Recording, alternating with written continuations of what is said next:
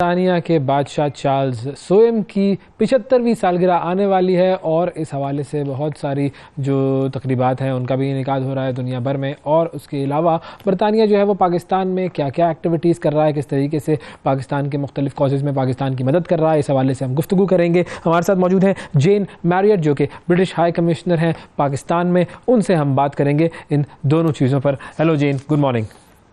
Good morning. Thanks so much for having me on the show. Thank you for coming, and it's wonderful to have you in the studio. First of all, let's start with the birthday discussion, the 75th birthday of King Charles. So it's King Charles' 75th birthday, so every year it's the equivalent of a national day effectively. So we call it the King's Birthday Party, the KBP. We have this weird tradition in the UK where you have the actual birthday of the monarch and then the sort of pretend birthday of the monarch, as it were. And this stemmed from when we had a king whose birthday was in the cold winter months, and he thought no one would turn out to celebrate his birthday. So we had this sort of false birthday party in June, which then continued throughout the life of Her Majesty the Queen, so you could celebrate it either in April with her actual birthday or June, this celebration. And now with King Charles, whose 75th birthday is coming up this month, we've chosen to celebrate his birthday as our national day around the time of his birthday. But to King Charles, it's more than, it's not about him. It's actually about all the things that he has stood for over the years. So he made the first speech on climate change before we knew about climate change in 1968, and the environment and sustainability has been a key part of his approach to life. It'll be a key part of his reign. And so, you know, sometimes you might say, you know, why are you having this National Day celebration when the world is in such a mess, which is a legitimate question. But the answer is that it's about awareness raising, and it's about awareness raising the things he cares about. So although we'll be celebrating his birthday, it'll really be about raising awareness of things that the King cares about, in particular climate, the environment, sustainability, which I think are things we all care about nowadays. So basically it's not about just the festivities and fun, it's about causes and awareness also. So what are the activities that are being planned for this birthday? So here in Pakistan we're planning 3 events, so 3 King's birthday parties, one in Islamabad, one in Lahore and one in Karachi. And the theme throughout all of them will be environment and sustainability. So our visitors in Islamabad will be able to see an e-tuk-tuk, e-scooter thing, and we'll also, all the food will be locally sourced. Everything that we use will be sustainable. So it's a reminder that, you know, yes, you're here to network and interact with each other, but it's about what are we all doing together to protect the planet, to protect each other and build resilience in our societies as climate change becomes ever more a reality. Okay, so let's move on to what we are doing together, the British High Commission and its activities in Pakistan. So we can start off with floods. What is the UK doing? What work has UK done in Pakistan when it comes to the floods? I think, you know, one of the things that I'm not sure we even understood 10 years ago about climate change, when we talked about, you know, the world will get, you know, 1, 2, 3 degrees hotter. I think some people thought, well, you know, it's okay if it's a little bit warmer. What I don't think we properly realised, and what wasn't properly explained, because I don't think it was properly understood, is that these weather events result in disasters, result in catastrophes. So something like the floods in Pakistan should have been a once in a lifetime, you know, once in a generational, maybe every 100 years kind of event. But, you know, we had them in 2010, we had them in 2022, we've had a version of them this year, and they're not going away. And so the UK's got sort of 2 parts of its response when something like this happens, as we did in 2022, and my heart goes out to all of the people affected by them. In the last 20 years, 88 million people have been negatively affected by climate events here in Pakistan. So we've divided our response into that immediate humanitarian response, which was the bulk of the $48 million that we put into that. So that's kind of water, sanitation, shelter, hygiene and things like that. And then the other $12.5 million that we put in is focused on health and education. So about 3.5 million school children had their education disrupted by the floods in 2022. And as things stand, about 1 million of those children won't make it back into the educational system. So we've helped about 85,000 of those kids back into education, and we'll continue working with the government at the federal and the provincial level to try and get more kids back into school. So now, Jane, we are living in the technology era. So how is technology being incorporated in the climate change program of UK? It's fascinating, isn't it? Because you hear all the time, you know, killer robots, AI is coming to steal our job, the apocalypse is upon us, and maybe that's true. I don't think it is. But there are all sorts of ways in which we can use AI in a positive way.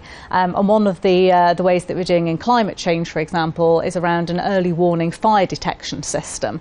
So, you know, it is literally sort of biblical, you know, floods, fires, plagues, all of this sort of thing. So and my previous posting was in Kenya, and in 1 year we had plague of locusts, flooding, drought, and then COVID, the pandemic, at which point we thought we were literally working our way through all of the apocalypses. But here we're using AI to detect fires, sort of when they're very small, when they might not otherwise be spotted. So we can alert authorities, alert communities. It's a pilot project at the moment, but we really hope to be able to put it out nationally in concert again with the provincial and national government. Interesting. So people should know that yes, Elon Musk is saying that AI will destroy us, and all other technology pundits are saying that technology is dangerous, but there's a lot of positive stuff that is also attached to technology, and we can take technology's benefits. Okay, now moving on to COP28. What is the UK's agenda for COP28? Well, just first of all, I don't know how many people know what COP28 is. And in fact, I had to Google what COP stood for. So it's Conference of Parties. Yes. So the C doesn't even stand for climate. Very confusing. But basically, this is the 28th conference in a largely annual series where the world comes together to work out what it needs to do on climate. These are not always easy events. The UK hosted a couple of years ago, and we got lots of really good announcements. Egypt hosted last year, which is when Pakistan made that really important progress on setting up a loss and damage fund, led by your team here and Sherry Rachman and co. And then this year it will be in the UAE. And the UK's got sort of three main objectives. One is about still trying to aim for that target of no more than a 1.5% increase. We are in danger of missing that, but 1.5% global warming is already going to be more than the planet can cope with. So we have to do everything we can to try and keep that target in sight.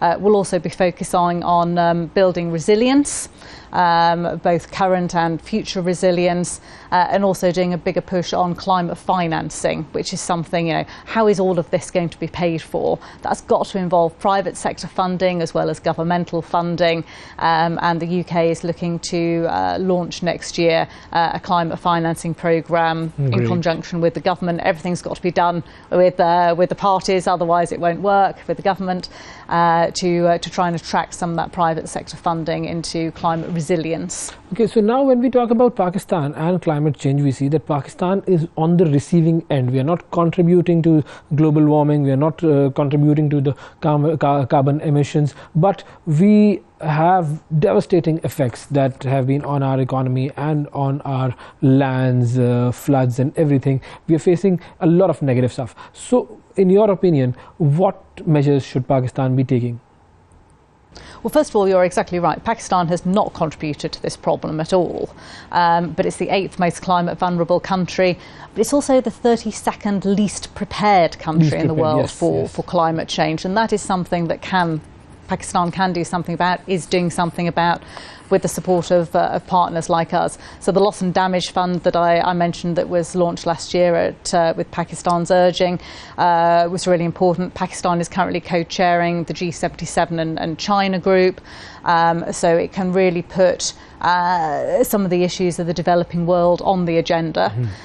So, you know, the big emitters at the moment are those sort of higher developing countries, but they're polluting in a way that has to stop, has to reduce, as we all try and get towards net zero by 2050. So Pakistan's got lots of sort of moral pressure and lots of authority that it can do.